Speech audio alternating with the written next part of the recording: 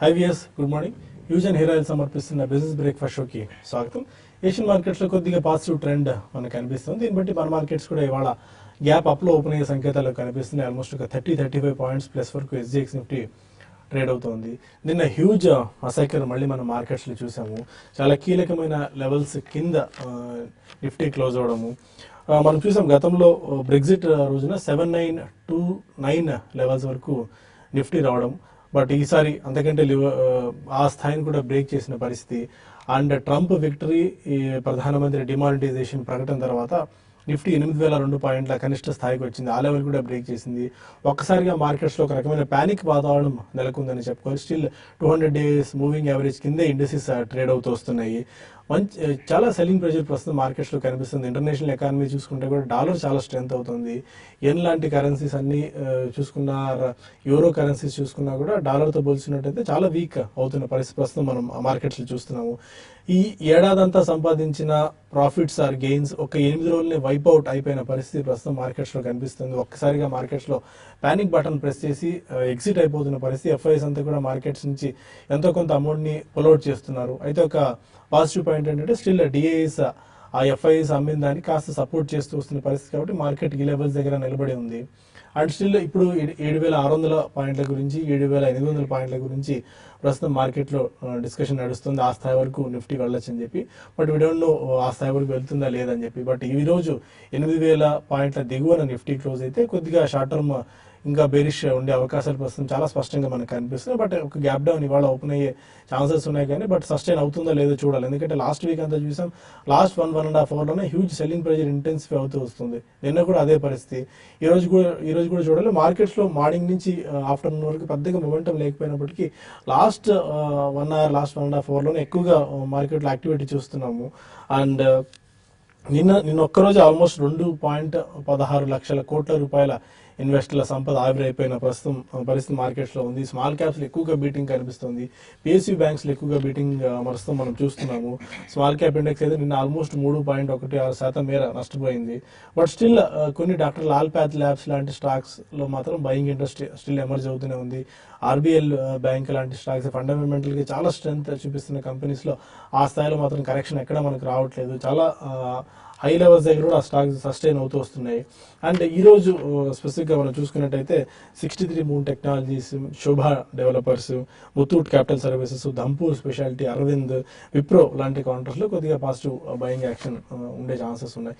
ఇప్పటివరకు ఉన్న market trend ఏంటి, ఈ టైంలో ఇన్వెస్ట్మెంట్ ట్రేడర్స్ ఎలాంటి స్ట్రాటజీ తీసుకోవాలి, అంశాలపై మనతో మాట్లాడేందుకు అన్నీ సిద్ధంగా ఉన్నారు. Good morning ముతాబీ.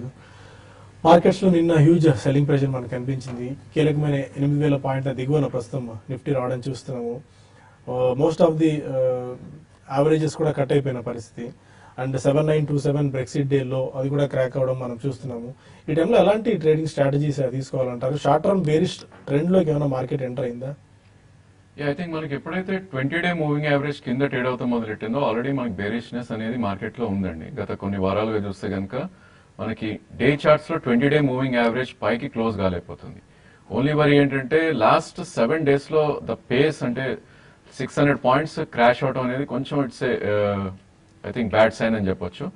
But I think panic selling and sell off అయితే కనిపించలేదు మార్కెట్లో. ఆఫ్ కోర్స్ స్టాక్స్ నిన్న 8-10% పడినా కూడా it's like A grinding of the stocks. It's not a cell of, major cell of and panic triggers అయితే కనపట్లేదు మార్కెట్లో as of no. Slowly మార్కెట్లో ఐ థింక్ సెల్ ఆఫ్ అనేది కొద్దిగా మెల్లగా జరుగుతాం మనం చూస్తున్నాం. సో ఈ నేపథ్యంలో 200-డే మూవింగ్ యావరేజ్ అయితే ఉందో 8139, సో దాని కింద ఉన్నంత కాలం ప్రాబ్లీ మార్కెట్ కొద్ది డౌన్ ట్రెండ్ ఉండే ఛాన్స్ ఉంది. నిన్న ఎప్పుడైతే 7927 జూలై లోస్ ఏదైతే మనం క్లోజ్ అవటం చేసామో, సో నెక్స్ట్ లెవెల్స్ అనేది మనకు ఓపెన్ అప్ అవటం చేసాం. సో ప్రాబ్లీ ఇక్కడ నుంచి మార్కెట్ పడితే కనుక 7650 నుంచి 7516 దాకా డౌన్ సైడ్ వచ్చే ఛాన్స్ ఉంది, విచ్ ఇస్ అబౌట్ 300-400 పాయింట్స్ ఇక్కడ నుంచి. అఫ్ కోర్స్ ఇది కంటిన్యూస్లీ డౌన్ ట్రెండ్ వచ్చి వస్తుందా, పుల్ బ్యాక్ వస్తుందా, I think it's only time will tell. So నా ఉద్దేశంలో మార్కెట్ పుల్ బ్యాక్ వచ్చి ఏమాత్రం ఇది 8148 ఆర్ 8150 వస్తే కనుక ప్రాబ్లీ కొద్దిగా లైటన్ చేసుకోవాలి పొజిషన్స్. లేదంటే స్వల్ప నష్టాలు ఉన్నా ఒకసారి బుక్ చేసుకుని మేబీ మార్కెట్ కరెక్షన్స్ కోసం వెయిట్ చేయొచ్చు. అండ్ నెక్స్ట్ మనకి ఇంటర్మీడియట్ ట్రెండ్ అనేది 8284, ప్రాబ్లీ దాని అబోయే మళ్ళీ అప్ ట్రెండ్ ఉండే ఛాన్స్ ఉంది. సో 8284 కింద ఉన్నంత కాలం ప్రాబ్లీ మనకి నిఫ్టీ డౌన్ ట్రెండ్ ఉండే ఛాన్స్ ఉంది. మేబీ రేంజ్ అనేది మనం ఇంతకుముందు 8000 నుంచి 8500 ఏదైతే అనుకున్నాం, ప్రాబ్లీ ఇప్పుడు 77 నుంచి 83 మధ్యకి షిఫ్ట్ అయినట్టు కనిపిస్తుంది. అదేవిధంగా బ్యాంక్ నిఫ్టీ చూస్తే కనుక కంపారిటివ్లీ నిఫ్టీతో కంపేర్ చేస్తే కనుక ఐ థింక్ అవుట్ పర్ఫార్మ్ చేస్తుందని చెప్పొచ్చు. ఎందుకంటే మనకి మొన్న ట్రంప్ ఎలక్షన్ రిజల్ట్స్ రోజు అయితే లో ఉందో 18,143, ఇంకా అది కట్ అవ్వలేదు. సో ఆల్మోస్ట్ నిన్న కూడా 18,351 దాకా రావడం చూసాం. అండ్ 200-డే మూవింగ్ యావరేజ్ అయితే ఉందో 17,618 ఉంది. సో ఈ నేపథ్యంలో ప్రాబ్లీ కొద్దిగా అవుట్ పర్ఫార్మెన్స్ చూపించే ఛాన్స్ ఎక్కువ ఉంది బ్యాంక్ నిఫ్టీలో. So in case bank Nifty కొద్ది కరెక్షన్ వస్తే కనుక I think you have to act as a counter trend. Maybe 18,000, 18,100 మధ్యలో లాంగ్ పొజిషన్ తీసుకుని 200 పాయింట్స్ స్టాప్ లాస్ పెట్టుకుంటే మార్కెట్ పుల్ బ్యాక్ వస్తే కనుక 18,800, 18,900 దాకా అప్ సైడ్ వెళ్ళే ఛాన్స్ ఎక్కువ ఉంది. ఓకే, మీరు ఎలాంటి ట్రేడింగ్ ఐడియాస్ ఇస్తారు ఈరోజు? ట్రేడింగ్ ఐడియాస్ అంటే మార్కెట్స్ లో వోలటాలిటీ అనేది కంటిన్యూ అయ్యే అవకాశం ఎక్కువ ఉంది. మరి ముఖ్యంగా మనం చూస్తున్నాం లాస్ట్ ఒక 1 వీక్ లో ఒక పానిక్ సెల్లింగ్ అనేది మార్కెట్ లో 600 పాయింట్స్ దాకా నిఫ్టీ కరెక్ట్ అయింది. అయితే ఇక్కడ నుంచి మార్కెట్స్ ఈ లెవెల్ ఆగుతాయా అనేది 1-2 రోజులు అంటే ఈ F&O క్లోజింగ్ వరకు అప్ సైడ్ చూసుకుంటే పెద్దగా మనకు ఉండకపోవచ్చు. బట్ ఈ రోజు గ్లోబల్ మార్కెట్ చాలా స్ట్రాంగ్ ఉండడం వల్ల ఏంటంటే మన మార్కెట్ ఈ రోజు గ్యాప్ అప్ ఓపెన్ అవుతుంది. అయితే గ్యాప్ అప్ లాస్ట్ ఒక 2-3 సార్లు చూసాం. మనకి 1 వీక్ లో గ్యాప్ అప్స్ అనేవి సస్టైన్ కాలేకపోయినాయి. బట్ ఈ రోజు కొంచెం సస్టైన్ అవడానికి అవకాశం కూడా ఉంది. రీజన్ చెప్పాలంటే బాగా ఓవర్సోల్ లో ఉంది. తర్వాత FIs చాలా రోజుల తర్వాత ఇన్ని రోజులు షార్ట్ కవరింగ్ చేసుకుంటూ వచ్చారు. అంటే బయింగ్ ఫిగర్ చూసాం F&Oలో. అయితే నిన్నటి రోజు కొంచెం లాంగ్స్ కూడా నెక్స్ట్ సిరీస్ కి లాంగ్స్ క్యారీ చేస్తున్నారు. అది కొంచెం పాజిటివ్ అంశం. అయితే మనకి F&Oలో రోల్ ఓవర్స్ కానీ చూసుకుంటే చాలా వరకు అంటే ఒక 10% దాకా మనకి తగ్గడం చూసాం. D2 అంటాం నిన్నటి రోజుకి. కాబట్టి ఈ రోజు రేపట్లో కొంచెం రోల్ ఓవర్స్ కూడా పెరిగే అవకాశం ఉంది. అయితే ఈ క్యాపిటలేషన్ అనేది ఇంకా కొన్ని రోజులు అంటే ఫోర్స్డ్ సెల్లింగ్ అంటాము, అది కొన్ని రోజులు కొనసాగే అవకాశం ఉంది. ఒకవేళ నిఫ్టీ ఈ ఫోర్స్డ్ సెల్లింగ్ తట్టుకొని 7-8 దగ్గర ఆగితే చాలా వరకు మార్కెట్స్ బాటమ్ అవుట్ అయినట్టు అనుకోవచ్చు. అయితే ఇక్కడ గ్లోబల్ మార్కెట్స్ అన్ని కూడా మరి ముఖ్యంగా US market lifetime highs దగ్గరకు వచ్చాయి. అయితే మన మార్కెట్ ఏ విధంగా ఉంది. దీంతో పాటు ఈ మనకి ఏదైతే ఉందో ఈ బ్యాంక్స్ లో మనీ రావడము, లిక్విడిటీ ప్రాబ్లమ్ సాల్వ్ అయిందంటే మాత్రం డెఫినెట్ గా మార్కెట్స్ 7-8 దగ్గర ఆగడానికి అవకాశం ఉంటుంది. ప్రస్తుతం అయితే సెల్ అండ్ ర్యాలీస్ అని చెప్తాను. తర్వాత ఈ రోజు విషయానికి వస్తే బై HDFC బ్యాంక్ అంటాను. 1200 పైన సస్టైన్ కాగలిగితే 1224, 1228 ఆ లెవెల్స్ దాకా రావచ్చు. స్టాప్ లాస్ 1192 దగ్గర పెట్టుకోమంటాను. అయితే కొంచెం జాగ్రత్తగా ఉండండి, మార్కెట్స్ లో వోలటాలిటీ ఉంటుంది కాబట్టి. అదేవిధంగా సెల్ అయితే BPCL ని ర్యాలీస్ లో సెల్ చేయమని చెప్తాను. క్లోజర్ గా 640 ఆ లెవెల్కి వచ్చినప్పుడు ఈవెన్ బిలో 640 ఉన్నంతసేపు కూడా సెల్ చేయమంటాను. 646 దగ్గర స్టాప్ లాస్ పెట్టుకోమంటాను. 620 దాకా రావచ్చు, ఈవెన్ 616 దాకా రావచ్చు. ఈవెన్ పొజిషనల్ ట్రేడర్స్ కూడా BPCL ని అంటే సెల్ అని చెప్తాను. తర్వాత బ్రిటానియాను కూడా ఈ రోజు లోయర్ లెవెల్ బై చేయమంటాం. బట్ దీనికి తోడు ఏవైతే బాగా ఓవర్సోల్ లో ఉన్న స్టాక్స్ ఉన్నాయో వాటిని కూడా బై చేసుకోవచ్చు. ఈవెన్ కమాడిటీ స్టాక్స్ కూడా ఈ రోజు నిన్న బాగా సెల్లింగ్ వచ్చింది. బట్ ఈ రోజుకి మాత్రం కమాడిటీస్ కొంచెం రికవరీ కావడానికి అవకాశం ఉంది. వాటిలో కూడా బయింగ్ పొజిషన్ తీసుకోమంటారు. మిగతా అన్ని స్టాక్స్ లో ర్యాలీస్ లో సెల్ చేయమంటారు. పొజిషన్స్ ఎవరు కూడా క్యారీ చేయొద్దని, మరీ ముఖ్యంగా ఫ్యూచర్ లో ఎవరు కూడా క్యారీ చేయొద్దని చెప్తాను. ఓకే, F&O ఎక్స్పైరీ వీక్ చాలా వాలటాలిటీ ఉండే అవకాశం మనకి చాలా స్పష్టంగా కనిపిస్తుంది. ఇంకా కొంతమంది కాలర్స్ లైన్ లో ఉన్నారు. ఫస్ట్ కాల్ హైదరాబాద్ నుంచి ఉదయ్. హలో ఉదయ్, హలో నమస్కారం సార్. మార్నింగ్ అండి, చెప్పండి. సార్ నేను జిందాల్ స్టీల్ 69 రూపీస్ లో కొన్నాను సార్. అది హోల్డ్ చేయమంటారా తీసేయమంటారా sir? Jindal steels at 69. Probably ఇప్పుడైతే హోల్డ్ చేయొచ్చు అండి, ఎందుకంటే ఈ స్టాక్ మొన్నటిలో ఇంకా బ్రీచ్ అవ్వలేదు. సో కరెంట్ మార్కెట్ ప్రైస్ 65 ఉంది. బట్ ఏమాత్రం ఇది క్లోజింగ్ బేసిస్ 62 కింద క్లోజ్ అవుతే కనుక మీరు స్టాప్ లాస్ పెట్టి ఎగ్జిట్ అవ్వండి. అదేవిధంగా 200-డే మూవింగ్ యావరేజ్ ఏదైతే 70 ఉందో, మేబీ 100-డే మూవింగ్ యావరేజ్ కూడా అదే ఆల్మోస్ట్ అక్కడే ఉంది. మేబీ 70 నుంచి 72 మధ్యలో వస్తే కనుక ఐ థింక్ మీరు ప్రాఫిట్స్ బుక్ చేసుకోవాలి. ఉన్న పొజిషన్ 62 కింద స్ట్రిక్ట్లీ స్టాప్ లాస్ పెట్టుకోండి. బెంగళూరు నుంచి శ్రీనివాస్ మా కాల్. అదే శ్రీనివాస్ గారు. Good morning sir. మార్నింగ్ అండి, చెప్పండి. ఇది మినాన్ పిస్టన్ ఒకటేనండి, వరియంట్ పేపర్ ఈ లెవెల్లో ఎంట్రీ కావచ్చు అండి. ఒకసారి రిపీట్ చేయండి స్టాక్స్. మినాన్ పిస్టన్ ఓరియంట్ పేపర్ అండి. మీనన్ బేరింగ్స్ అన్నారా? మినాన్ పిస్టన్ అండి, బేరింగ్ ఉంది, పిస్టన్ ఉంది. ఓకే, ఓరియంట్ పేపర్ అంటే ఓవరాల్ గా పేపర్ ఇండస్ట్రీ అనేది కూడా లాస్ట్ ఒక 2 క్వార్టర్లో చాలా స్ట్రాంగ్ రిజల్ట్ అండి. ఎందుకంటే లాస్ట్ లో ఉన్న అన్ని పేపర్ కంపెనీస్ కూడా ఒక్కసారి లైక్ షుగర్ స్టాక్స్ లాగా మనకి మంచి అప్ ట్రెండ్ లో చూసామండి. కాబట్టి మీరు బై చేసుకోవచ్చు. లాంగ్ టర్మ్ కి డెఫినెట్గా ఓరెంట్ పేపర్ మీరు బై చేసుకోవచ్చు. అయితే టైమింగ్ అనేది కూడా మార్కెట్లో చాలా ఇంపార్టెంట్ అండి. రీసెంట్గా కూడా ఇది కొంచెం మంచి అప్ ట్రెండ్ వచ్చి కొంచెం కరెక్షన్ చూసాము. కాబట్టి కరెంట్ అవర్స్లో కాకుండా నెక్స్ట్ వీక్లో మీరు అంటే నెక్స్ట్ మంత్లో మీరు బయింగ్ స్టార్ట్ చేయమని చెప్తాను. ప్రస్తుతం అయితే మీరు దాన్ని కొంచెం వెయిట్ చేయమని చెప్తాను. నెక్స్ట్ వీక్లో మార్కెట్ కొంచెం ఈ పానిక్ సిచ్యువేషన్ నుంచి అంటే డౌన్ సైడ్ నుంచి పడ్డం అంటే మరీ చూస్తున్నాం మిడ్ క్యాప్లో హెవీ సెల్లింగ్ ఉంది కాబట్టి కొంచెం ఇప్పుడు ఇమీడియట్గా మిడ్ క్యాప్లో పెరగకపోవచ్చు. లాంగ్ టర్మ్ కోసం 1 year 1.5 year కోసం మీరు బై చేయండి. నెక్స్ట్ మంత్లో మీరు బై చేయమని చెప్తాను. మినన్ పిస్టన్స్ మినన్ పిస్టన్ చూస్తే కనుక ఇది బీఎస్సీలో ట్రేడ్ అయ్యే స్టాక్ అండి. సో దీని రేంజ్ అనేది మనకి 14 నుంచి 28 దాకా ఎస్టాబ్లిష్ అవడం చేసాం. కరెంట్ మార్కెట్ ప్రైస్ 18 ఉంది. బట్ లాంగ్ టర్మ్ కోసం ఇట్స్ నాట్ అడ్వైజబుల్ స్టాక్ అండి. ఎందుకంటే ఇది 1996లో లిస్ట్ అయిన స్టాక్ ఇది. సో ఆల్మోస్ట్ మనకు ఒక స్టేజ్ లో ఇది 3 రూపీస్ 4 రూపీస్ కూడా రావటం చేసాం. సో ఇలాంటి stocks I think long term కి it's not worth. So trading కోసం అయితే డెఫినెట్లీ ఎస్ అని చెప్తాను. So 18 rupees current market price ఉంది. 18 నుంచి 15 వరకు అక్యూములేట్ చేసి 13 రూపీస్ కింద క్లోజింగ్ బేసిస్ స్టాప్ లాస్ పెట్టుకోండి. అండ్ ఈసారి 27 దాటితే కనుక 32, 34 దాకా అప్ సైడ్ వెళ్ళే ఛాన్స్ ఉంది. అక్కడ మీరు ఎగ్జిట్ అయ్యే ప్రయత్నం చేయండి. ఓకే, మరిన్ని కాల్స్ అండ్ ఈమెయిల్స్ తీసుకునే ముందు న్యూస్ సమర్పిస్తున్న బిజినెస్ బ్రేక్ఫాస్ట్ షోలో చిన్న బ్రేక్ తీసుకుందాం.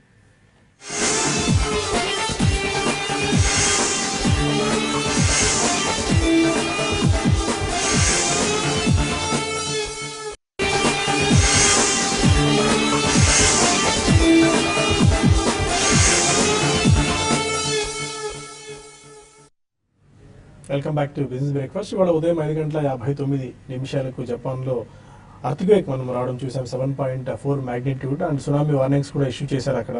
బట్ ఇప్పటివరకు పెద్దగా క్యాజువాలిటీ ఏమీ అక్కడ అనౌన్స్ చేయలేదు ప్రభుత్వం.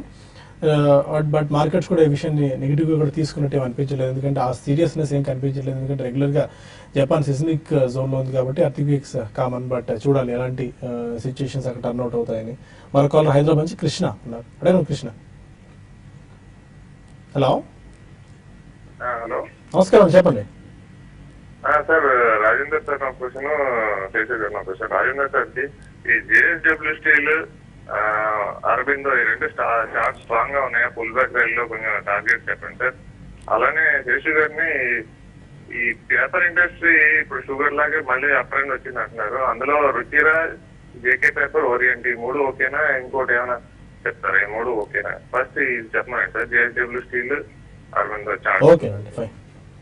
జేఎస్డబ్ల్యూ స్టీల్ చూస్తే కనుక ప్రాబ్లీ స్ట్రాంగ్ ఉందని చెప్పొచ్చండి. ఎందుకంటే మనకి లాస్ట్ స్వింగ్ లో ఏదైతే ఉందో 1545 ఇంకా కట్ అవ్వలేదు. వేరేస్ నిఫ్టీ ఆల్మోస్ట్ 8002 ఏదైతే లో ఉందో అది కట్ అయ్యి ఆల్మోస్ట్ 100 పాయింట్స్ పడింది. బట్ దీన్ని కూడా మనకి 1467 అనేది 200 డే మూవింగ్ యావరేజ్ అది. సో ప్రాబ్లీ మీకు పొజిషన్ ఉంటే కనుక, ట్రేడింగ్ పొజిషన్ అవుతే కనుక 1450 కిందే మీరు స్టాప్ లాస్ పెట్టుకోవాలి. అదేవిధంగా ఇది ఆల్మోస్ట్ 20 డే మూవింగ్ యావరేజ్ దగ్గరలోనే ట్రేడ్ అవుతుంది, విచ్ ఇస్ 1665.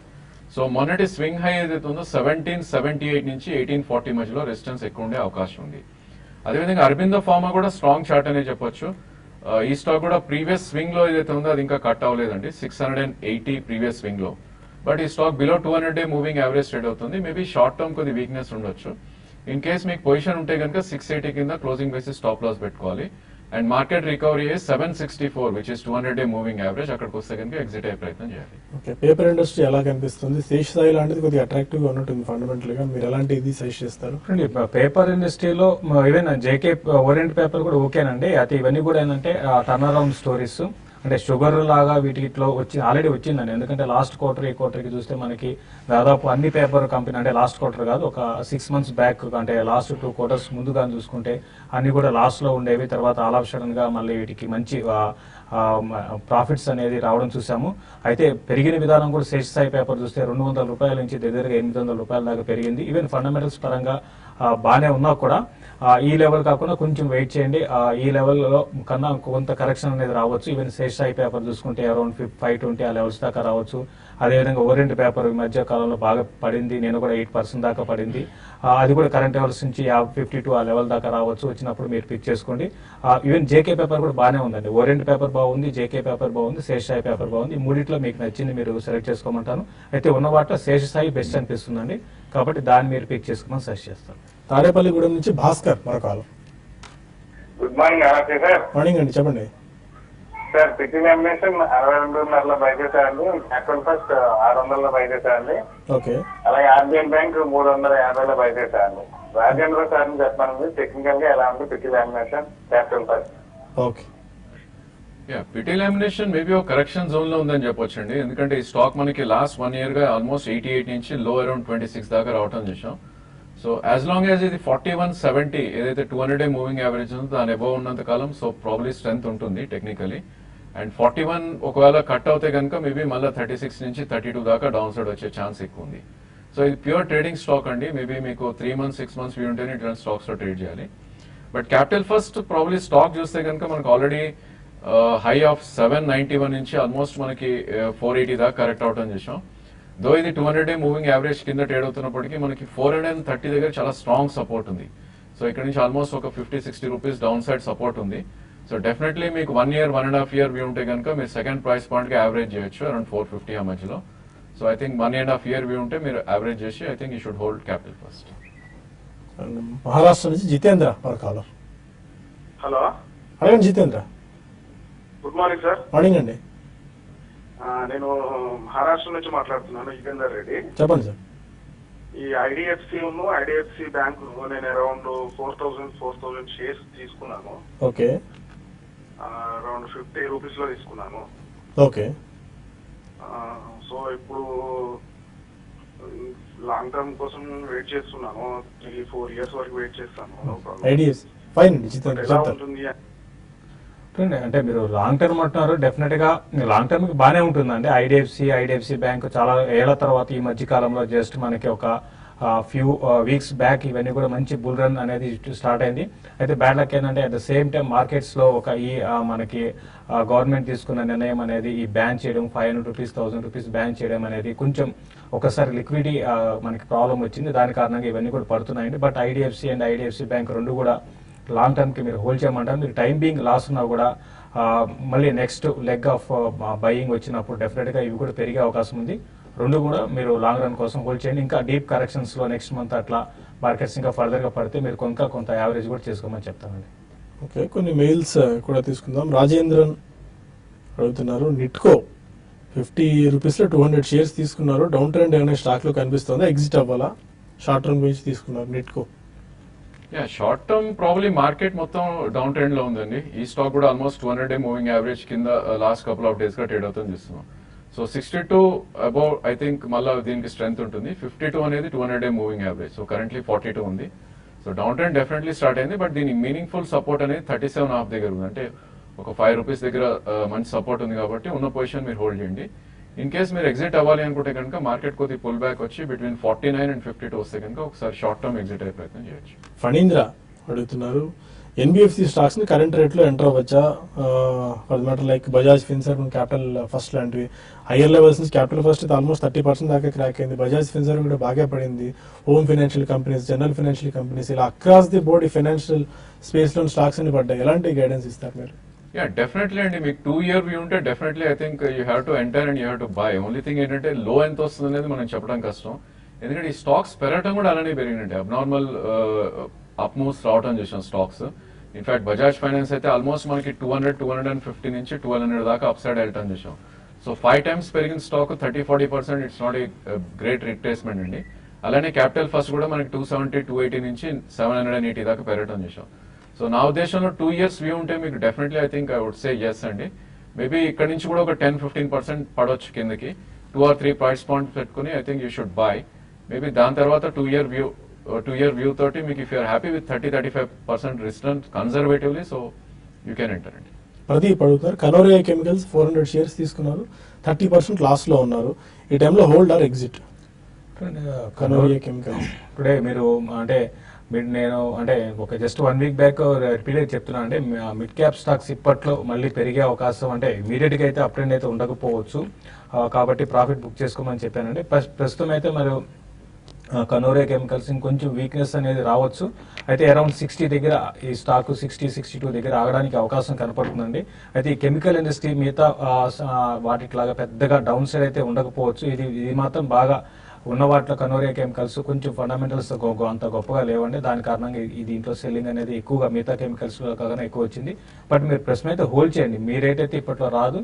ఫర్దర్ గా మీరు యాడ్ కూడా వద్దని చెప్తాను. ఈ స్టాక్ లో అయితే ఉన్నదాన్ని హోల్డ్ చేయమని చెప్తాను. ప్రకాష్ రావు అడుగుతున్నారు, ఎస్బీఐ ఫ్యూచర్స్ ఈ నవంబర్ ఫ్యూచర్స్ బై చేయొచ్చా? అండ్ డిసెంబర్ 265 కాల్ రైట్ చేసుకోవచ్చా హెడ్జింగ్ మెకానిజం కింద? అంటే ఇప్పుడు ఆల్రెడీ జస్ట్ మనకి few days back SBI cell call ఇవ్వడం జరిగిందండి అరౌండ్ 280 ఆ లెవెల్లో. ఇప్పుడు ఈ లెవెల్ అనేది 260 లెవెల్ అనేది ఆగి, అంటే ఇక్కడ సపోర్ట్ జోన్ అది కూడా బ్రేక్ అయింది. కాబట్టి అప్ సైడ్ చూసుకుంటే కొంచెం మనకి ఎస్బీఐకి 264 ఆ లెవెల్ బాగా రెసిస్టెన్స్ ఫేస్ చేయొచ్చు. కాబట్టి మీరు పని చేయండి, మీరు కాల్ రైట్ చేసుకోమని చెప్తానండి.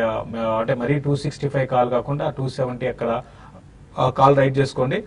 బై చేసినా కూడా మీరు ప్రాఫిట్ వచ్చినప్పుడు ఇమీడియట్ గా మీరు ఎగ్జిట్ కానీ, ఇంతకు ముందర కంటిన్యూగా ర్యాలీస్ అయితే ఉండకపోవచ్చు, ఒక షార్ట్ కవరింగ్ ర్యాలీ రావచ్చు. వచ్చినప్పుడు మీరు ఎగ్జిట్ అయిపోయినైతే మీరు అనుకున్నది మీరు చేసుకోమని చెప్తాను. శ్రీనివాసరావు అడుగుతున్నారు, Natco pharma 641, SMS pharma 104, IDFC bank 77 లో బై చేశారు. 6 months గురించి టైంలో యావరేజ్ చేసుకోవచ్చా exit? No, best time to average Natco is around 544 అండి, 200-day మూవింగ్ యావరేజ్. దో ఆ స్టాక్ మొన్న ఆల్మోస్ట్ దాన్ని దిగువ ట్రేడ్ అవుట్ అని చూసాం మనం. సో ఐ థింక్ 540-544 మధ్యలో వస్తే కనుక యావరేజ్ చేయండి. బట్ ఎస్ఎంఎస్ ప్రాబ్లీ మనకి 77-76 దగ్గరే మేజర్ సపోర్ట్ ఉంటుంది దానికి. సో సెకండ్ ప్రైస్ పాయింట్ గా మీరు యావరేజ్ చేయండి. బేసికలీ ఇప్పుడున్న సినారియోలో 6 months మేబీ కొద్ది షార్ట్ టర్మ్ అనిపిస్తుంది. ఎందుకంటే ఒకవేళ మార్కెట్ నెక్స్ట్ 1 quarter కూడా పర్ఫామ్ చేయకపోయినా కూడా maybe me time period 9 months to 1 year పెంచుకోగలిగితే కనుక ఈ రెండు యావరేజ్ డెఫినెట్లీ చేయొచ్చు. ఓకే, ఇంకా చాలా మెయిల్స్ మనకి మిగిలిపోయాయి, బట్ సమయం మించిపోతుంది. ఎస్జిఎక్స్ నిఫ్టీ 54 points ప్లస్ చూపిస్తుంది. దీన్ని బట్టి మన మార్కెట్స్ కూడా గ్యాప్ అప్ లో ఓపెన్ అయ్యే సంకేతాలు కనిపిస్తున్నాయి. 8,000 అబౌవ్ ఇవాళ నిఫ్టీ క్లోజ్ అవుతుందా లేదా అనేది కాస్త కీగా వాచ్ చేయాల్సిన అవసరం కనిపిస్తుంది. ఎందుకంటే ఆ లెవెల్ కనుక దిగో ఇవాళ కూడా క్లోజ్ అయితే కొద్దిగా వీక్నెస్ ఇంకా స్టిల్ మార్కెట్స్ లో ప్రివేల్ అవుతుంది అనేది మనం అర్థం చేసుకోవచ్చు. చిన్న బ్రేక్ తీసుకుందాం. బ్రేక్ తీసుకుని TV5 మనీలో కలుద్దాం యూట్యూబ్ వేదిక ద్వారా. అక్కడ మరిన్ని కాల్స్ అండ్ ఈమెయిల్స్ తీసుకుందాం. Stay with us.